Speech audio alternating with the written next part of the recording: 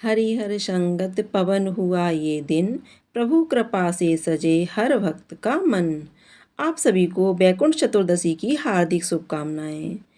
बैकुंठ चतुर्दशी एकमात्र ऐसा दिन है जब भगवान शिव को वाराणसी के प्रमुख भगवान शिव के मंदिर काशी विश्वनाथ मंदिर के गर्भगृह में विशेष सम्मान दिया जाता है। ऐसी मान्यता है कि विश्वनाथ मंदिर उस दिन बैकुंठ के समान पवित्र हो जाता है। दोनों देवताओं की पूजा इस तरह की जाती है मानो वह एक दूसरे की पूजा कर रहे हों।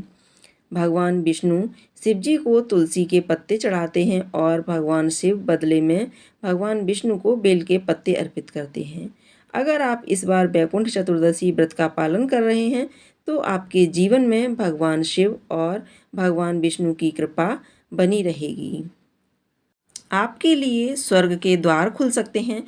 बैकुंठ चतुर्दशी के शुभ अवसर पर ही मणिकर्णिका स्नान भी किया जाता है। कार्तिक माह के शुक्ल पक्ष की चतुर्दशी तिथि को पड़ने वाला यह त्यौहार भगवान शिव के भक्तों और भगवान विष्णु के भक्तों के लिए एक समान रूप से ही पवित्र होता है।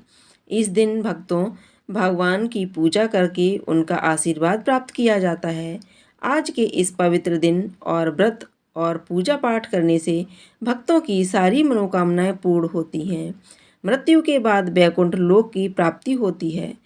बैकुंठ चतुर्दशी पर निशिता मुहूर्त के समय भगवान विष्णु की पूजा की जाती है, जो कि मध्य रात्रि का समय होता है। इस दिन भगवान विष्णु के 1000 नाम विष्णु सहस्त्र नाम का पाठ करते हुए श्री हरि को 1000 कमल चढ़ाते हैं। बैकुंठ चतुर्दशी की पूजा दिन के 2 अलग अलग समय पर की जाती है, जिसमें भगवान विष्णु के भक्त निशिता मुहूर्त में पूजा करना पसंद करते हैं, जो कि मध्य रात्रि का समय होता है, जबकि भगवान शिव के भक्त अरुणोदय मुहूर्त में पूजा करना पसंद करते हैं, जो कि सूर्योदय से पहले का समय होता है। भगवान शिव के भक्तों के लिए वाराणसी के मणिकर्णिका घाट पर अरुणोदय के समय सुबह का स्नान करना बहुत ही शुभ माना जाता है। स्नान के रूप में अगर आप बैकुंठ चतुर्दशी की पावन पर्व पर स्नान कर रहे हैं या व्रत रख रहे हैं तो आपको भी तिथि और शुभ मुहूर्त की जानकारी होनी चाहिए। तो चलिए आपको बताते हैं बैकुंठ चतुर्दशी के शुभ मुहूर्त के बारे में। इस बार चतुर्दशी तिथि प्रारंभ होगी 14 नवंबर गुरुवार को सुबह 9:44 से और समाप्त होगी 15 नवंबर शुक्रवार को सुबह 6:19 पर। और बैकुंठ चतुर्दशी 14 नवंबर गुरुवार को मनाई जाएगी और इस दिन व्रत भी रखा जाएगा।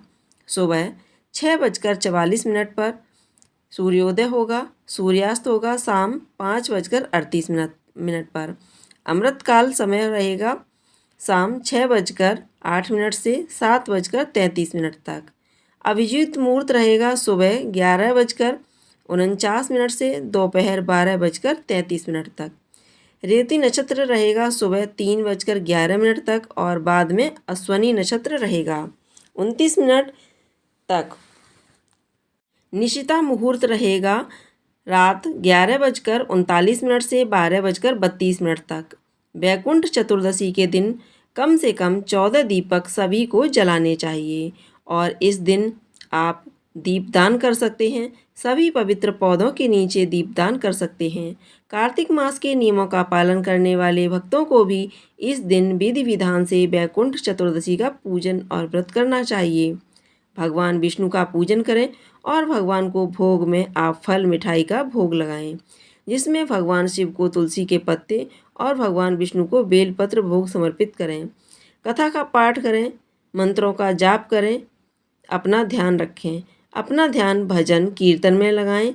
दिन भर उपवास रखें और शाम की पूजा करने के साथ आपकी श्रद्धा के अनुसार दान करें। शाम की पूजा करें और दीपावली की तरह इस पर्व को मनाएं। दीपावली की तरह ही इस पर्व को मनाया जाता है। इस तरह से अपने घर के अंदर बाहर मुख्य द्वार पर पवित्र पौधों के नीचे दीपक जलाकर रखें। एक दीपक अपने घर पर दक्षिण दिशा की तरफ जरूर रखिएगा, क्योंकि पितरों को समर्पित माना जाता है। और मध्य रात्रि में पूजा करनी चाहिए और पूजा करने के बाद फलाहार करना चाहिए। इस पवित्र दिन पर बेल वृक्ष और तुलसी जी के पौधे की पूजा करनी चाहिए। तुलसी जी की जड़ में आप कच्चा दूध समर्पित करें। बेल वृक्ष के नीचे भी आप जल समर्पित करने के बाद धूप दीप लगाएं। यदि आप दीपक जलाना चाहते हैं तो सुबह सुबह अंधेरे अंधेरे आप दीपक जलाएं। ध्यान रखें, भगवान विष्णु उन्हें बिठाने के बाद उनके आने का कारण पूछते हैं। तब देवर्षि नारद कहते हैं कि प्रभु, आप तो कृपा निदान हैं, इससे आपके जो प्रिय भक्त हैं वही कर पाते हैं, लेकिन जो सामान्य भक्त हैं वह तो वंचित रह जाते हैं।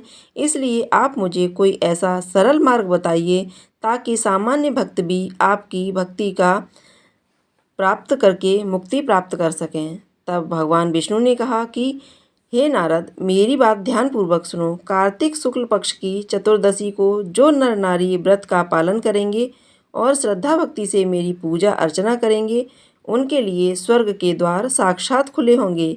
इसके बाद भगवान विष्णु ने अपने बैकुंठ के द्वार पर जय और विजय को बुलाया। उन्हें कार्तिक चतुर्दशी को बैकुंठ के द्वार खुला रखने का आदेश दिया। भगवान विष्णु कहते हैं कि इस दिन जो भी भक्त मेरा थोड़ा सा भी नाम लेकर पूजन करेगा वह अवश्य ही बैकुंठ धाम को प्राप्त होगा। आज के दिन पर तामसिक भोजन का सेवन नहीं करना चाहिए और अपने मन को भगवान के भजन कीर्तन में ज़्यादा से ज़्यादा लगाना चाहिए। यदि आज की वीडियो अगर जानकारी अच्छी लगी हो तो वीडियो को लाइक करके हमारे चैनल पर को सब्सक्राइब कीजिएगा। हमारे चैनल पर इस दिन बैकुंठ चतुर्दशी की कथा भी ज़रूर सुनिएगा।